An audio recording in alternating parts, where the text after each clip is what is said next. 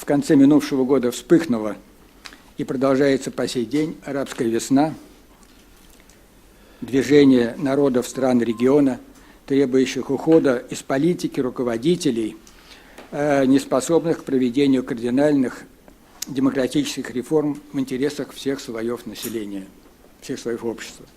Я сразу скажу, что арабская весна на Ближнем Востоке закончится тогда, когда наступит арабская зима, после арабской весны. Потому что в настоящее время как раз есть все свидетельства того, что эта зима уже наступает. И она наступает в форме создания священного союза монархических суннитских режимов.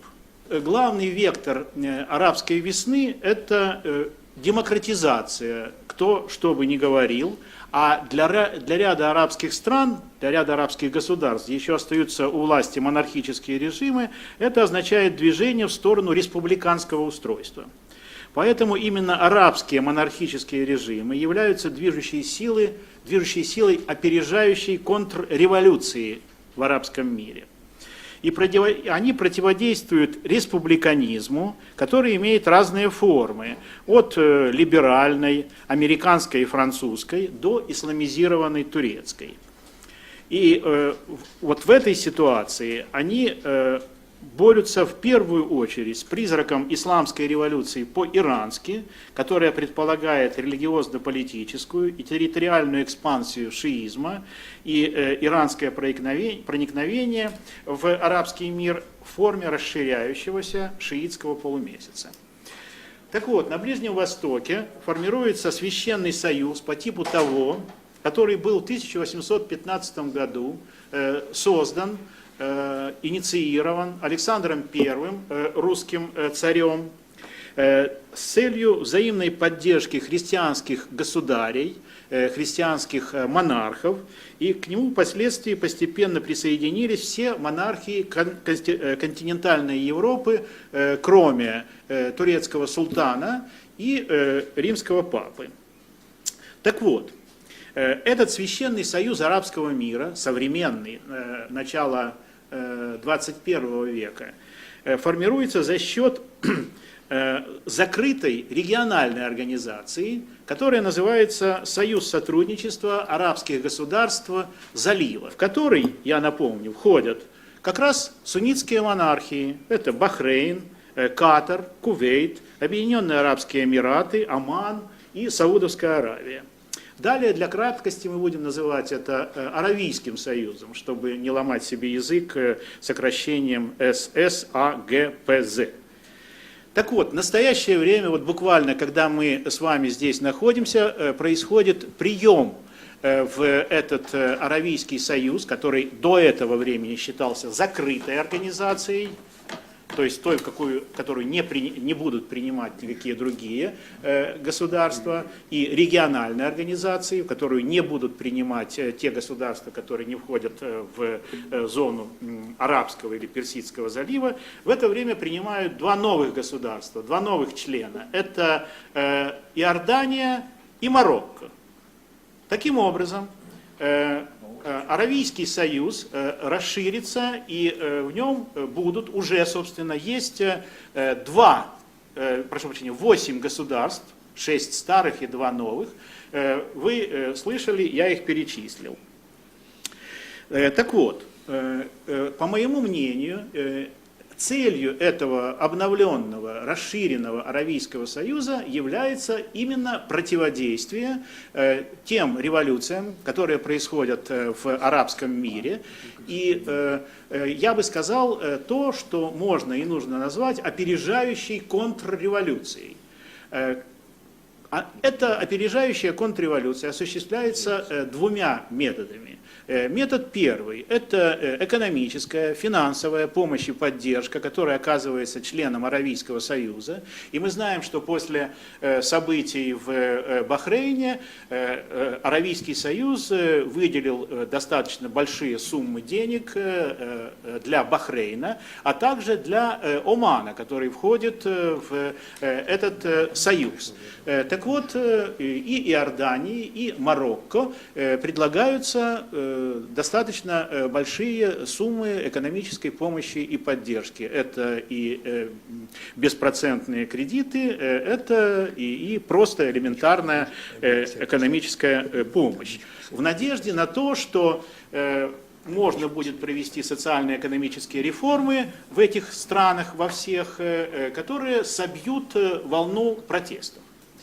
Второй способ, который тоже применяется для подавления революционных выступлений, это вооруженное вмешательство одних членов Союза в дела других членов Союза. И здесь таким, что ли, образцом может быть Бахрейн, в который после известных событий, которые можно считать своего рода шиитской революцией или шиитским восстанием. К слову сказать, оно еще не закончилось. Сейчас проходят судебные процессы, и многим людям до 15 лет тюремного заключения присудили за участие в этих событиях в Бахрейне. Так вот, когда происходили эти события, вы хорошо знаете, что были введены войска, так называемая броня полуострова, если не ошибаюсь по-арабски, это Дар аль-Джазира, в Бахрейн, и силой саудовских и эмиратских войск, военных подразделений, армейских подразделений, это восстание было подавлено. Есть другой способ реализации контрреволюции, или опережающей контрреволюции, как мы это сформулировали. И примером здесь является Ливия.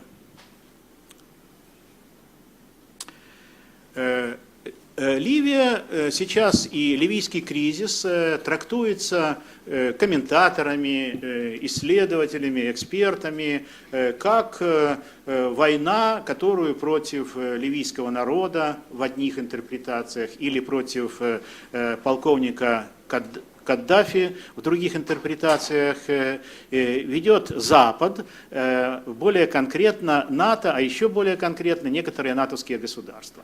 Но я хотел бы привлечь ваше благосклонное внимание вот к чему. Инициатором ливийского кризиса явился Аравийский союз. Если мы вспомним факты, которые совсем недавними являются, то вспомним при этом, что первым главным инициатором создания бесполетной зоны над Ливией и требования создать эту зону был никто иной, как Аравийский союз.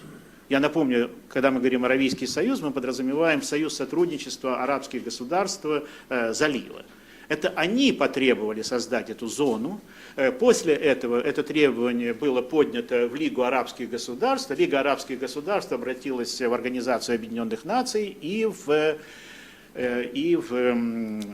Совет Безопасности, который принял соответствующее решение. И вся эта заваруха в Ливии началась, я хочу это сказать тем, кто не является арабистом по своей профессии, по своему образованию, она началась под очень интересными флагами. Это были знамена Ливийского королевства, того Ливийского королевства, которое уничтожил тогда капитан Каддафи, создав на его месте то, что позже, в конце 70-х годов, было названо ливийской джамахирией. И вся эта война, ее можно рассматривать как войну за восстановление монархии, кстати сказать, суннитской монархии, я хочу специально это подчеркнуть, в Ливии.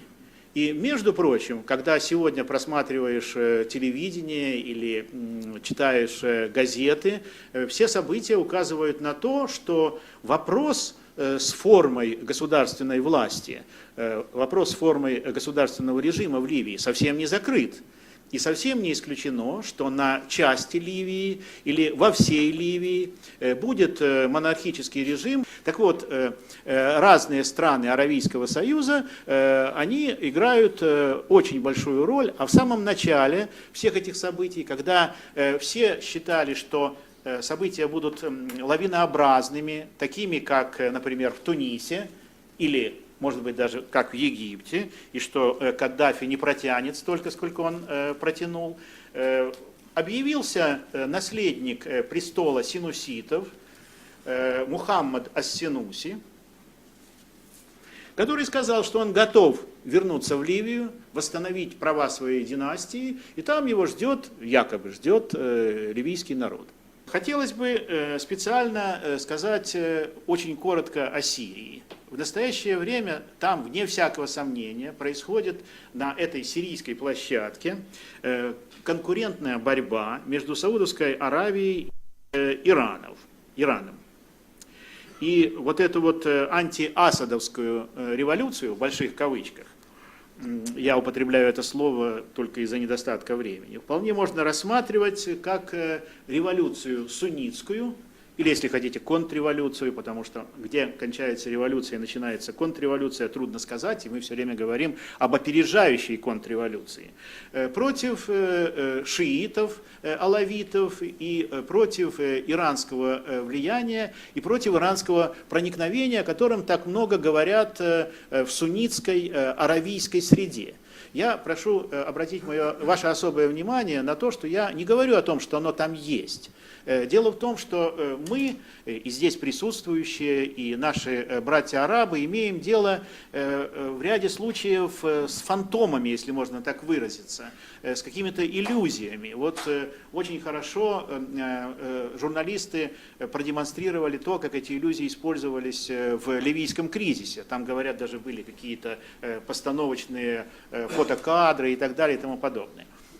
Просто вот говорят, да, что есть иранское проникновение, и говорят, что Иран обязательно в самое ближайшее время соорудит атомную бомбу и так далее и тому подобное. И исходя из этого строят свою политику. И можно дальше говорить и о Йемене, и о Египте, потому что вот эта линия, которую мы очень пунктирно в общих чертах наметили, она проявляется и там. Ну, скажем, в Йемене, который не является членом Аравийского союза, он ведет переговоры о вступлении в этот союз с 2005 года, как вы хорошо знаете.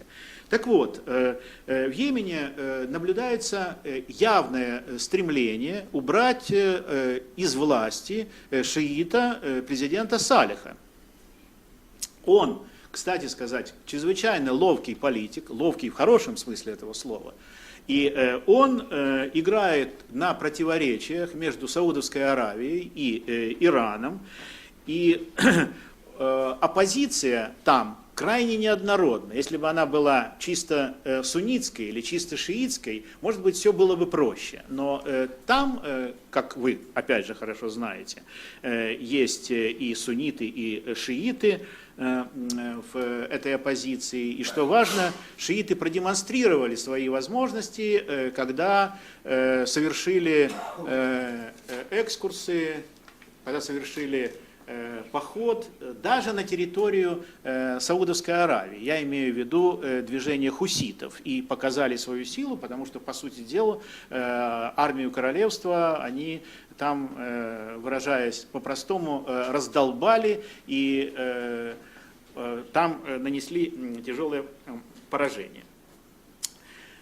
Можно дальше продолжать эту линию. Я хотел бы закончить вот чем.